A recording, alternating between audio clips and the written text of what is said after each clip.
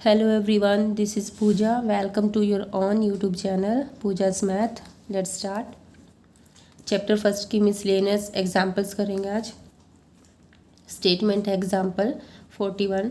If R1 and R2 are equivalence relation in a set A, show that R1 intersection R2 is also an equivalence relation. हमें prove करना है R1 R2 equivalence आपको given है.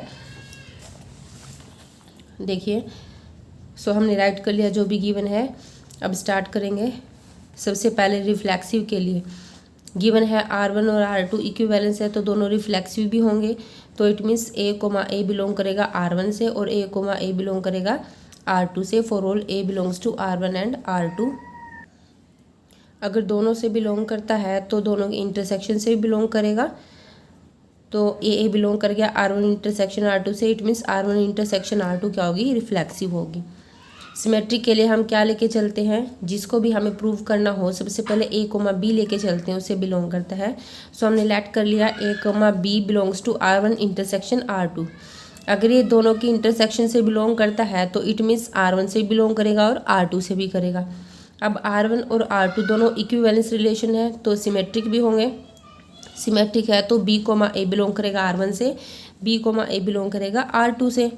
For all AB के लिए तो these implies दोनों से बिलोंग करता है तो उनकी इंटरसेक्शन से भी बिलोंग करेगा. So R1 intersection R2 is symmetric. Third transitive के लिए हम लेके चलते हैं कि A, B and B, C belongs to R1 intersection R2. So इन सेपरेट भी इससे बिलोंग करेंगे. अब दोनों क्या है, इक्विवेलेंस से तो ट्रांजिटिव भी होंगे. अगर A, B और B, C R1 से बिलोंग करता है तो A, C भी बिलोंग करेगा R1 से एंड सिमिलरली R2 से भी बिलोंग करेगा. तो दोनों की इंटरसेक्शन से भी बिलोंग करेगा. तो ये क्या हो गया, R1 इंटरसेक्शन R2 ट्रांजिटिव हो गया. अब तीनों जो है होल्ड करेगी प्रॉपर्टीज़. तो 2, 3 और 4 से यानी कि रिफ्लेक्सिव, सिमेट्रिक और ट्रांजिटिव हो गया तो R1 intersection R2 equivalence relation हो गया. नेक्स्ट देखिए 42 है. R be relation on set A of order pair of positive integers. कि जो आर रिलेशन है ना सेट ए पे है. अब इसमें किस तरह के एलिमेंट है, ऑर्डर पेयर में है. Defined by x y related to u v. If किस तरह से डिफाइंड है कि दो एलिमेंट उठाए तो ऑर्डर पेयर की फॉर्म में आएंगे, एक दूसरे से रिलेटेड हैं. तो इसका मीनिंग क्या है कि ये प्रॉपर्टी होल्ड करेगी यानी कि एक्स, वी फर्स्ट और फोर्थ के साथ is equal to y u second की थर्ड के साथ. तो शो करना है कि आर जो है इक्विवेलेंस रिलेशन है. इसमें थोड़ा सा कॉम्प्लिकेटेड बनाया हुआ है तो आप इस तरह से राइट कर लेना. जो गिवन है वो हम राइट कर लेंगे. ओके. अब सबसे पहले हम रिफ्लेक्सिव शो करते हैं आर को. अब पता है एक्स वाई को हम वाई एक्स लिख सकते हैं. अगर ये कंडीशन होल्ड कर रही है तो it means x y related है एक्स वाई से. सेम एलिमेंट लेते हैं ना हम, तो आर क्या हो गया, रिफ्लेक्सिव हो गया. सिमेट्रिक के लिए हम दो अलग अलग लेके चलते हैं तो इसका हम रिवर्स प्रूव कर देंगे. अगर x y related to u v, it means अगर इससे रिलेटेड है तो ये हो प्रॉपर्टी होल्ड करेगी x into we is equal to Y into u. एक सेकेंड,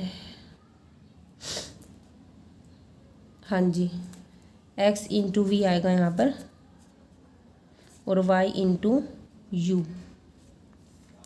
तो इसको हम ऐसे रिवर्स कर सकते हैं.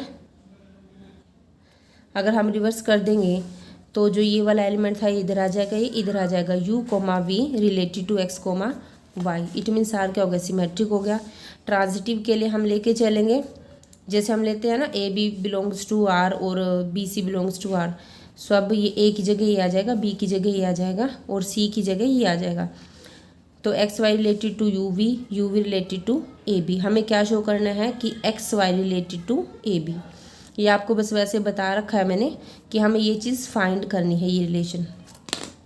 अगर ये इससे रिलेटेड है तो क्या होगा, X into we is equal to Y into U और यहाँ से U into B is equal to V into A.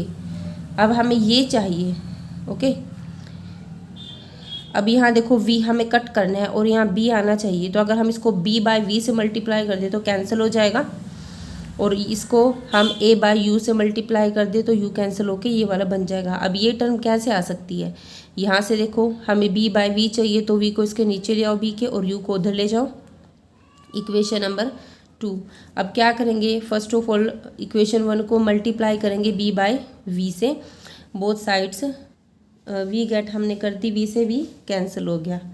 अब यहाँ पे हमें क्या चाहिए, a बाई यू चाहिए था, तो इक्वेशन 2 में देखो b by v a by u के इक्वल है, सो हम उसकी जगह पुट कर देंगे, तो जो हमें चाहिए था वो कंडीशन आ गई। अगर ये कंडीशन होल्ड करती है तो it means x into Y related to a into A comma B.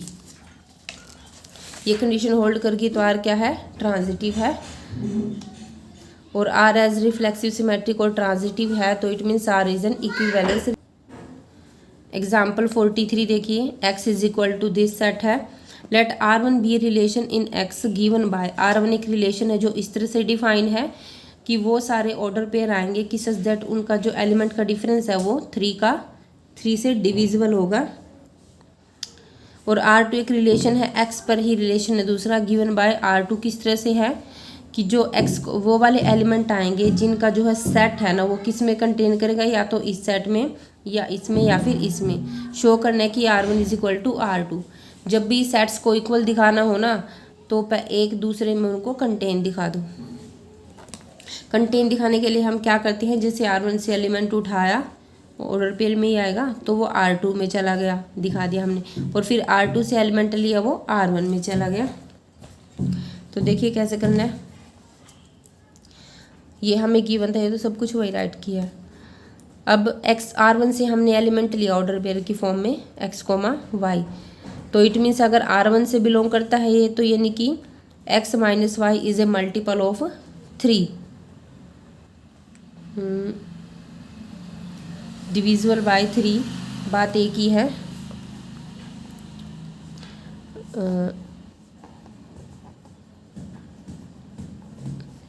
Is divisible by 3 से डिवाइड होता है तो उसका मल्टीपल ही होगा।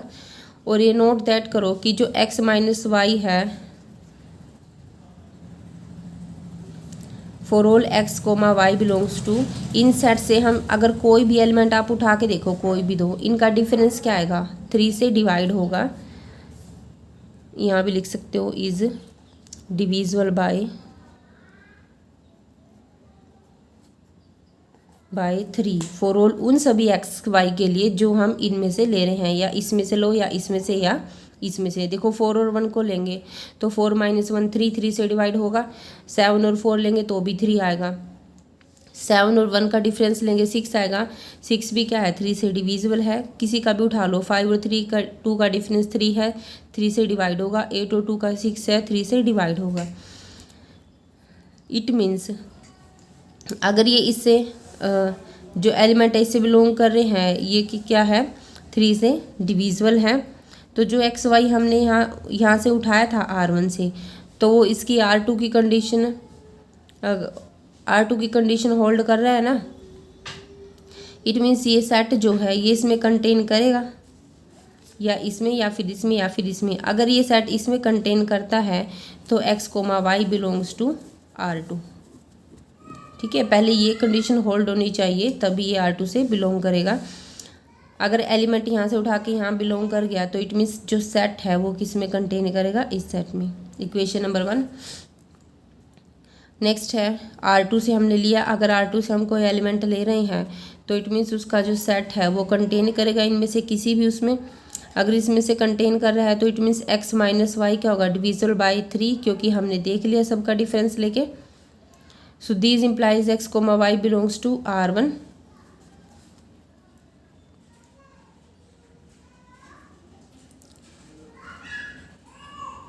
ठीक है, तो it means R2 contained in R1, तो ये इसमें कंटेन कर रहा है, ये इसमें कंटेन कर रहा है, इट मीन्स दोनों क्या है, इक्वल हैं। यही हमें प्रूव करना था। नेक्स्ट है 44 देखिए, f ऑफ x फंक्शन है x to y be a function define a relation R in x given by relation किस तरह से डिफाइन है कि वो सारे ऑर्डर पेयर आएंगे एलिमेंट के such that f of a is equal to f of p, यानी कि कोई भी दो एलिमेंट का ऑर्डर पेयर उठाएंगे हम तो एक एलिमेंट पे फंक्शन अप्लाई करेंगे और दूसरे पे दोनों क्या आएंगे, इक्वल आएंगे। इसको इक्विवेलेंस रिलेशन प्रूव करना है, बहुत ईजी है, ये आप कर सकते हो खुद से। ओके, देखिए नेक्स्ट देखिए 45, determine which of the following binary operation on the set and associative and which are commutative. ये भी हम बहुत सारे क्वेश्चन कर चुके हैं एक्सरसाइज में, ये भी आप इजीली कर सकते हो। सो पहले ए के लिए हम चेक करेंगे कॉम्यूटेटिव और एसोसिएटिव के लिए, एंड देन बी पार्ट के लिए चेक करेंगे। वही फॉर्मूला अप्लाई करना है जो कॉम्यूटेटिव के लिए हम चेक करते हैं, A star B is equal to होना चाहिए बी स्टार ए के, और एसोसिएटिव के लिए क्या होना चाहिए, ए स्टार बी स्टार सी। पहले इन दो पे ब्रैकेट लगानी है, यानी कि पहले इस पे अप्लाई होगा फिर सी के साथ, और देन ए स्टार बी स्टार सी, यानी कि पहले पीछे वालों पे अप्लाई होगा फिर इसके साथ होगा। अगर दोनों इक्वल आते हैं एसोसिएटिव है, और अगर नहीं आते तो एसोसिएटिव नहीं है। लास्ट क्वेश्चन देखिए, find the number of all 1 1 functions from set a to itself, यानी कि ए टू ए ही है हमारा जो फंक्शंस है, हमें 1 1 फंक्शन क्या नंबर ऑफ 1 1 फंक्शन डिफाइन करने हैं। जब आपको इंट्रोडक्शन करवाया था तो मैंने बताया था कि इम्पोर्टेंट है ये नंबर बताने, शॉर्ट क्वेश्चन में आ सकते हैं आपके पास। तो ये कैसे इसका फॉर्मूला होता है, वैसे तो n फैक्टोरियल, ठीक है। कैसे होता है ये, n यानी कि नंबर ऑफ एलिमेंट्स।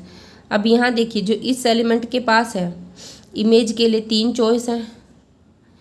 अगर इस तीनों में से इसने किसी एक को ले लिया तो दूसरे एलिमेंट के लिए 2 चॉइस बची, और फिर दूसरे ने भी ले लिया तो तीसरे के लिए एक ही चॉइस बची।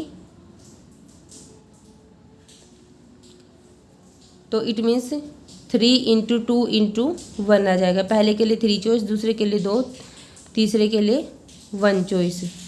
3 2 = 6, 6 1 = 6, तो 6 फैक्टोरियल आ गया, सॉरी 6 नहीं 6 आंसर आ गया हमारा। That's all.